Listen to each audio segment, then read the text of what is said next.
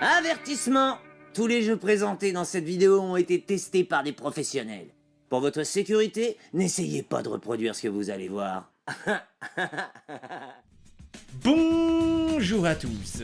Bon allez, vous avez vu le titre, donc vous vous doutez bien qu'il y a eu quelques jeux MTV. Dès les années 90, avec des jeux PC à l'effigie des stars animées de la chaîne, comme Beavis and Butthead ou Daria, que je ne testerai pas pour cette fois. Puis dans les années 2000, en pleine folie Tony Hawk, avec la gamme MTV Sports dont nous n'allons pas parler aujourd'hui. D'ailleurs, à la même époque, la chaîne musicale américaine était aussi présente sur des terrains plus expérimentaux, avec la gamme des MTV Music Generator, digne successeur des softs de création musicale de la PlayStation, que je réserve cette fois-ci pour une autre vidéo. Et enfin, MTV a été très présent dans les années 2010, puisqu'ils ont aussi publié la série des Rock Band d'Harmonix, tout en étant très actifs pour la DS avec des jeux tels que MTV Fan Attack, développé par Le Caillou, Salut. dont je ne parlerai pas non plus. Oh, le fils de pute. Alors certes, MTV c'est des clips, des concerts et des séries animées, mais pour moi c'est surtout une ribambelle d'émissions bien débiles que je regardais le soir en faisant mes devoirs. Non, je déconne.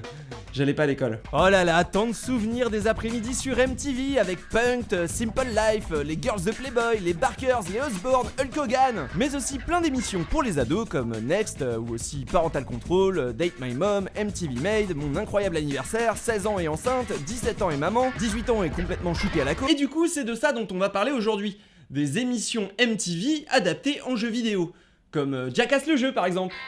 Allez vite! Bah ouais, mon truc, moi, c'était vraiment Jackass. Vraiment, je ratais jamais un épisode, et même que je les enregistrais parce que ça passait tard dans la nuit. Et d'ailleurs, c'était pareil pour tous les dérivés de l'émission, comme Viva la Bam ou White Boys. J'ai suivi tout ça avec beaucoup d'intention, entre 3 parties de Tony Hawk Underground 2 et 2 albums de CKY. Et du coup, vous comprenez pourquoi j'étais vraiment pressé de commencer cette vidéo avec Jackass.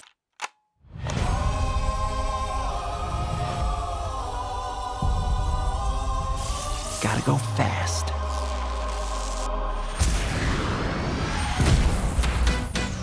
Pimp My Ride sur PS2. Mais attendez, c'est une plaisanterie là? Alors j'imagine que j'ai même pas besoin de vous expliquer le concept de l'émission parce que tout le monde connaît, hein. C'est carrément devenu un mème internet. Enfin bref, vous avez juste besoin de savoir que Exhibit est là pour se foutre de ta gueule et pimper ta sale caisse de pauvre. Alors ok, mais si c'est une plaisanterie, elle est pas marrante. Et c'est donc en 2006 que sort Pimp My Ride, publié par MTV Games sur PS2, et on est directement accueilli par Exhibit himself qui nous présente rapidement Pimp City et nous explique au cas où le concept du jeu, c'est-à-dire pimper des caisses et oh putain l'écran titre. Dans quoi je me suis embarqué encore moi? On va dire qu'avec un concept comme Pimp My Ride, je m'attendais surtout à me retrouver devant un mauvais clone de Need for Speed Underground 2. Et tout semble indiquer dès le départ que le jeu prend dangereusement cette direction, et ce dès les menus avec, oh évidemment, un menu façon téléphone portable des années 2000. Et il est tout aussi facile de penser à un clone de Need for Speed quand on sait que le moteur de U-Technics, qui sert de base pour Pimp My Ride, a déjà été utilisé par tout un tas d'entre eux, comme le jeu officiel Fast and Furious, ou encore, non en fait c'est largement suffisant comme exemple. Et alors pour le coup, mais rien à voir! Pour vous dire, il y a même pas de course dans le jeu. Alors oui, on conduit une voiture dans un open world, mais dès le départ, avec sa conduite complètement barrée, le jeu est davantage à rapprocher d'un Crazy Taxi avec son côté totalement arcade, plutôt que d'un jeu de course traditionnel. En gros, le jeu se déroule en 2 phases bien distinctes. On commence tout d'abord par choisir un des participants à l'émission, qui sont tous différents et qui ont tous leur propre goût et passion. Une fois dans la ville, il faudra récupérer des lettres pimp, ou même casser des panneaux, et surtout remplir des missions pour amasser du bif et obtenir le plus gros budget possible pour pimper la caisse de ses rêves à votre petit chouchou. Les missions sont disséminées dans toute la ville et elles consistent surtout à impressionner des sponsors, soit en frimant directement dans la rue, soit en participant à des mini-jeux un peu bidons. Kiki, do you love me? Are you riding? Bon alors par contre il est facile de constater que le jeu a été rushé avec un budget débile, puisque en plus d'être en rythme avec rien, ces mini-jeux ne proposent aucune interactivité ou animation supplémentaire. En gros ça veut dire que t'appuies ou pas sur les boutons à l'écran, y a rien qui change sauf le score. Et c'est dommage parce que c'est justement le score qui fait grossir votre porte-monnaie, et donc chaque mini-jeu devient rapidement une corvée. Le plus simple étant encore de se balader dans la ville en roulant sur tout ce qui bouge, puisqu'apparemment ça aussi ça rapporte de la thune. Alors oui là ils ont un peu mal interprété le concept de Crazy Taxi, hein, normalement c'est l'inverse. Une fois la somme demandée atteinte, il vous restera encore un peu de temps pour tout casser et faire monter votre budget au maximum, et 3, 2, 1, tuning! On passe à la seconde partie du jeu, qui consistera à faire le tour des garages de la ville pour pimper chaque aspect de la voiture de votre participant, mais attention, car contrairement à l'émission, cette fois vous êtes en temps limité et en concurrence avec un autre pimper de caisse. Et ce sera donc au petit chanceux de choisir quelle caisse il préfère parmi les deux. Le but évidemment étant de lui faire la voiture de ses rêves. Ah, c'est ça que j'adorais dans l'émission! T'aimes la mode? Eh bah tiens, voici un dressing dans le coffre de ton pick-up. Là-dessus, rien à dire, le jeu colle vraiment à l'émission, se permettant même un second degré degré affiché, ce qui est plutôt appréciable. Dommage par contre que le jeu s'arrête à ça, parce qu'une fois le défi remporté, vous passez au client suivant, et ainsi de suite pour débloquer les nouveaux participants et de nouvelles parties de Pimp City. Et du coup, on s'ennuie très vite, et l'aspect arcade ne suffit pas à tout pardonner tant le jeu manque de finition. Non mais du genre, qui a eu cette mauvaise idée de mettre et la nitro et le régulateur de vitesse sur le même bouton. Et puis, même si le jeu reprend toutes les étapes obligatoires de l'émission, de l'arrivée d'Exhibit chez le gagnant à la présentation de la vieille épave qui leur sert de voiture, il manque selon moi la meilleure phase de l'émission, c'est-à-dire le moment où l'équipe de West Coast Customs découvre l'étendue des dégâts. Bon après c'est normal puisque Pimp My Ride sur PS2 ne contient aucune vraie marque de voiture ni de matériel automobile, l'argent des licences étant sans doute parti dans les poches d'Exhibit et de Nokia. Et puis en même temps il faut dire que chez West Coast Customs à la même époque ils étaient plutôt occupés, puisque l'année précédente ils faisaient une apparition dans un vrai bon clone de Need for Speed Underground 2, le LA Rush de Midway. Et on peut déjà reconnaître ça à Pimp My Ride. C'est pas un jeu de course ordinaire. Et au final, je trouve ça louable qu'ils essayaient de faire autre chose qu'un simple jeu de course avec du tuning. Et je pense que se diriger vers un jeu arcade un peu comique était une vraie bonne idée, si seulement ils avaient pu prendre le temps de proposer des mini-jeux plus originaux et variés et de peaufiner un peu tout l'aspect graphique qui est vraiment dégueulasse. C'est flou, ça bave de partout, ça se voit tellement que le jeu est à peine fini, ça pue vraiment le petit budget et les délais intenables. D'ailleurs, le jeu a été bien rentabilisé puisqu'il a été porté sur Wii, Xbox 360 et même en version moche pour la PSP. Et c'est pas tout parce qu'il a même eu une suite, Pimp My Ride Street Racing, développé par un autre studio pour la PS2, et cette fois on est bel et bien face à un vieux clone de Need for Speed, et ça a été porté sur DS, voilà. Il est nul.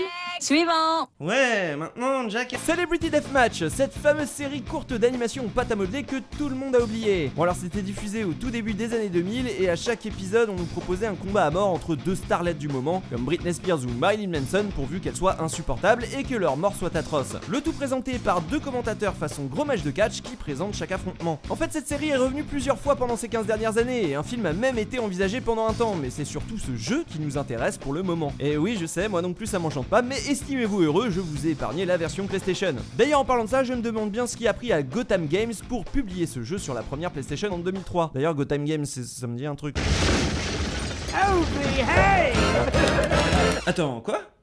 Non, trop stylé! Austin Power Speedball! Yes, alors là je suis content déjà parce que j'aurais réussi à vous caser tous les jeux Austin Power sur la chaîne en seulement 2 vidéos, mais aussi et surtout parce que c'est une des premières productions de Gotham Games, qui est donc une filiale de Tech2, encore eux, spécialisée dans l'édition de jeux à licence bas de gamme, comme par exemple des jeux de course licenciés Ford, des jeux porcinets pour les kids et Starsky et Hutch sur PS2. Et en fait ça pourrait très bien être les titres de mes 3 prochaines vidéos, mais c'est non. MTV's Celebrity Deathmatch, donc aussi sorti sur PS2 et PC en 2003. Cette fois-ci, pas de logo MTV Games, mais le traditionnel avertissement avec évidemment le bon goût de l'adapter aux jeux vidéo. Bah oui, parce que c'est pas de la pâte à modeler, ce ne sont que des polygones. Le jeu propose donc un total incroyable de 2 modes, à commencer par le Deathmatch classique qui propose de s'affronter 15 célébrités plus ou moins connues et plus ou moins reconnaissables, de Shannon Doherty à la totalité des NSYNC, Justin Timberlake inclus. Ah bah tiens, il y a même Ron Jeremy. Mais si, vous savez, cet acteur porno qui avait voulu faire un procès à Nintendo parce qu'il trouvait que Mario ressemblait un peu trop au personnage qu'il incarnait dans ses films. Mais si! Mario! Avec sa grosse bite! Bref, on choisit 2 starlets, une arène parmi les 5 disponibles et en avant pour joyeusement se foutre sur la gueule. Oh là là, attends, mais pause parce que là, il me faut la notice sinon je vais rien comprendre au bouton. Alors. Attends. Page.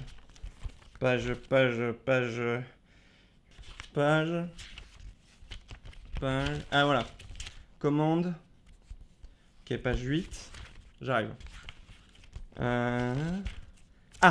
Commande, c'est bon, on peut y aller. Alors ok, ça se joue donc avec 7 boutons. Un coup, un autre coup alternatif, un coup spécial, une chope, une garde et un bouton pour activer le super. Et voilà, vous savez tout ce qu'il faut savoir. Aucune subtilité, on se bourrine joyeusement sur fond de commentaires sarcastiques tout en anglais, en essayant de comprendre les coups de chaque personnage du mieux qu'on peut. Une fois la jauge MTV remplie, on peut lancer une transformation, on peut vite fait grimper sur les coins du ring, et voilà, c'est ultra chiant, surtout quand t'es tout seul. Du coup j'ai voulu me rabattre sur l'autre mode, le mode épisode, mais en fait c'est juste des deathmatchs pré-programmés sur des épisodes déjà existants. Bon alors dans les faits c'est pas idiot hein, mais ça n'a rien d'un autre mode. Heureusement pour moi cette bonne partie de rigolade n'est pas terminée puisqu'il est aussi possible de créer sa propre célébrité préférée. Oh bah c'est très bien ça, je sais qui je vais faire. Bah la seule star qui mérite de figurer parmi les étoiles. Voyons, Build du Big Deal. Oui, alors bon, vous excitez pas trop parce qu'avec un éditeur de personnages aussi pauvre, ça va être difficile de rendre hommage à l'artiste. Avec ses 4 t-shirts et ses 2 styles de combat, la personnalisation ne va pas bien loin, et c'est vraiment ironique quand on parle de personnages censés être en pâte à modeler. D'ailleurs, en parlant de ça, vous avez remarqué à quel point le rendu 3D ne rend pas du tout un effet de pâte à modeler? Je veux dire, là, ils ont même pas essayé, hein. Par contre, l'IA de l'adversaire, elle est conne comme un pot de plaido. Et en plus, il faut ajouter à ça le fait que les personnages custom sont surpuissants. Non mais regardez là comment Build du Big Deal il déboîte Justin Timberlake. Je veux jouer à Jackass. Alors bon, c'est quoi la plus-value de ce jeu? Les commentaires débiles? Bah non, même pas en fait. Merci d'ailleurs à l'omniprésence d'une touche pour lancer un commentaire idiot au hasard, ce qui ferait presque disparaître tout ce qui resterait d'intérêt au titre si seulement les commentaires n'avaient pas été aussi mal écrits et aussi rarement drôles. Je veux jouer à Jackass, s'il vous plaît. En même temps, il faut le dire, les commentaires étaient déjà insupportables dans la série diffusée sur MTV, et je vous avoue qu'à la base, j'ai jamais vraiment aimé le programme. J'ai toujours trouvé ça long et sans intérêt, en plus d'être souvent blessant pour les personnes représentées dans l'émission. Le côté trash et incorrect a sans doute marqué les esprits, mais techniquement je trouve pas ça très joli et surtout pas très drôle. Ceci dit, l'idée de l'adapter en jeu vidéo n'était pas ridicule, si seulement il n'avait pas donné ça à Big Ape Productions, le studio qui avait déjà pondu l'horrible The Simpsons Wrestling un an plus tôt. Je les soupçonne d'ailleurs d'avoir repris la même base pour le moteur de jeu tant les deux jeux se ressemblent. C'est bon? On peut y aller? Désolé bébé, suivant. Jackass The Game, sorti sur PS2 et PSP en 2007, c'est-à-dire à peu près à la sortie du deuxième film en DVD, et c'est parti directement avec le mode carrière MTV, et on retrouve donc Johnny Knoxville qui vous explique donc que vous allez remplacer le caméraman habituel, qui doit être hospitalisé parce qu'il s'est fait une entorse du vagin. Ok, alors j'ai envie de jouer à Tony Hawk. Et bah ça tombe bien parce qu'en fait on n'est pas très loin des Tony Hawk, puisqu'il va falloir marquer des points pour remplir des séries d'objectifs en temps limité sur différentes épreuves inspirées des frasques rocambolesques de la bande Astivo. D'ailleurs la bande est presque complète avec de nombreux personnages qui se débloquent au fur et à mesure. Ce sera à vous de retourner accomplir chaque cascade autant que vous le souhaitez et de réunir le budget nécessaire pour passer à l'épisode suivant. Et cette fois-ci au moins les mini-jeux sont marrants. Eh mais, vous entendez? Et c'est marrant cette fois-ci pour la simple et bonne raison que les épreuves sont toutes assez originales. Alors évidemment on n'échappe pas aux mini-jeux de rythme, mais cette fois-ci elles ont le mérite d'avoir un intérêt comique, que ce soit par le concept même de la cascade, ou même par tous les petits détails rigolos qui envahissent l'écran, que ce soit dans les décors ou via l'avatar de notre Jackass qui souffre en temps réel pendant les épreuves. Pour le reste, la majorité d'entre elles vous demanderont de choisir un personnage à envoyer au casse-pipe, qui souvent consiste en des épreuves basées sur le moteur physique du jeu, composé à 99% de ragdoll mongolisantes. Sachant que dans ces cascades, vous pourrez à tout moment lâcher prise pour vous envoyer dans le décor. Le jeu comptabilisera alors vos fractures et diverses hémorragies internes pour les ajouter à votre total de points. Mais c'est mortel! Oui, c'est mortel, surtout parce que ça a vachement d'avance sur son temps. Non mais regardez, là les mecs ont littéralement inventé Pain un mois avant sa sortie sur PS3. Et à une époque où ce genre de jeu type Code Simulator connaissent un réel succès et ont prouvé leur potentiel, je trouve ça incroyable qu'on ne parle pas plus de ce que Jackass The Game a pu apporter aux gens. Surtout qu'après chaque épreuve, il vous sera possible de visualiser un replay de votre cascade et carrément d'avoir un accès à un mode réalisateur dans la version PSP, ce qui permet d'éditer votre replay en utilisant plein de caméras différentes pour chaque épreuve. Une feature que proposeront aussi la plupart des jeux de ce genre par la suite. En plus de ça, l'habillage est réussi puisqu'on a une présentation de chaque épreuve comme dans l'émission. Et c'est présenté à chaque fois de manière différente en fonction des personnages que vous choisissez, avec les voix des vrais stars de l'émission qui se moqueront de vous pendant les mini-jeux, et même de la motion capture pour toutes les cinématiques, ce qui donne un vrai côté authentique au jeu. Après on va pas se mentir, le gros défaut de ce genre de jeu c'est que t'as vite fait le tour en une après-midi.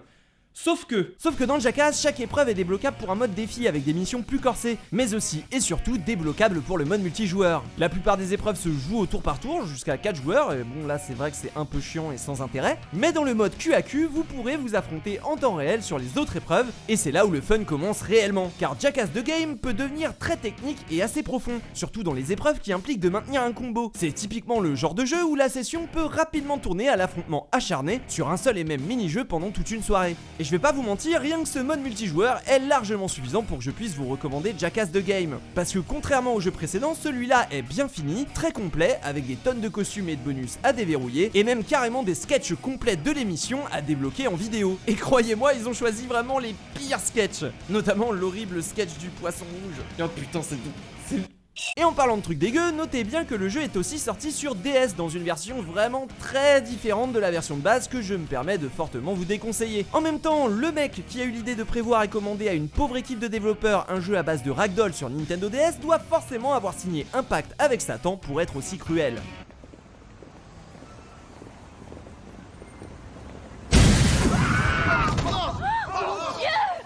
Virons Dieu de la qualité Merci à tous de m'avoir suivi jusqu'au bout. Si vous avez aimé la vidéo, n'hésitez pas à aller regarder les autres, à vous abonner et à laisser un pouce bleu. Quant à moi, je vous dis à dimanche prochain. Bisous. Let's go.